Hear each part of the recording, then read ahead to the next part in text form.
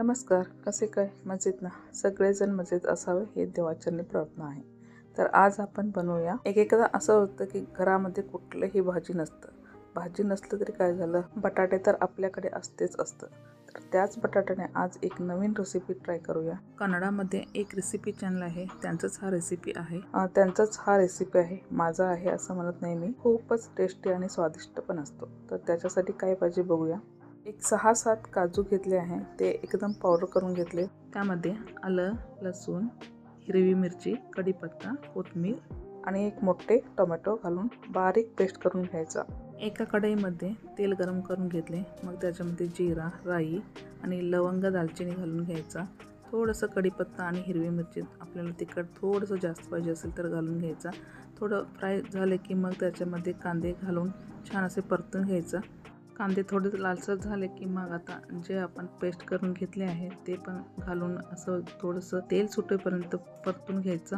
कलरसाठी थोडंसं हळद आणि जे आपण पेस्ट करून घेतले ना त्याचं थोडं पाणी घालून त्या फोडणीमध्ये घालून घ्यायचं, म्हणजे तळाला भाजी करपणार नाही. मग आता इकडे बटाटे शिजून घेतले आहे, तर त्याचं थोडं लहान किंवा मोठं आपल्याला आवडीनुसार चौकोनी आकारामध्ये काप करून घ्यायचा. तर थोडंसं जास्त पाहिजे असेल तर 2-3 लाल मिरच्या घालून घ्यायचा. मग ह्याच्यामध्ये मीठ चवीनुसार घालून घ्यायचं.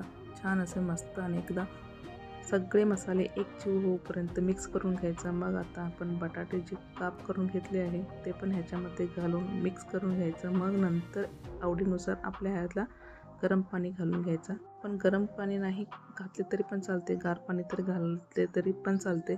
मग आपण ह्याच्यामध्ये चवीनुसार मीठ तर घातले आहे आणि एकदा टेस्ट करून चेक करून घ्यायचा. आणि म्हणजे बटाट्याच्या भाजीला थोडंसं नकळत मिठाचं प्रमाण जास्त पाहिजे असतं, तर ते आपल्याला चेक करूनच घातले पाहिजे. थोडंसं उकळी आले की आता शेवटचा टप्पा म्हणजे आपली कोथिंबीर घालून घ्यायचा.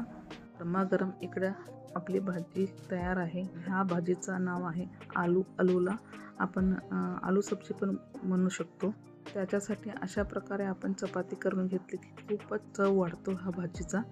चपातीचंच पीठ आहे, त्याचं फक्त असं गोळा करून आपण असं चपाती करून घेतले की चपाती करायला पण इझी असतो आणि खायला पण तितकेच टेस्टी असतात. तर बघा, आपलं चपाती झाली, भाजी पण तयार झाला. आणि हा एक स्पेशल डिशच असतो, म्हणजे कोणतरी पाहुणे वगैरे आले असते त्यावेळी पण आपण हा भाजी करून घेऊ शकतो. खूपच चवीला छान असतो, टेस्टी असतो. आणि एकदा आपण नक्की आवडला असेल तर ट्राय करून बघा. आणि आपला आवडला असेल तरच मला नक्की कमेंट करून सांगा की भाजी कसे झाले आहे. चपाती पाहिजे असं नाही, फक्त नॉर्मल चपाती पण आपण रोटी, फुलका सगळ्याबरोबर खाऊ शकतो. आणि सोबत चव वाढण्यासाठी कांदे आणि लिंबू नक्की द्या. कसे झाले नक्की कमेंट करून सांगा. आवडलं तर लाईक आणि सबस्क्राईब करून द्या.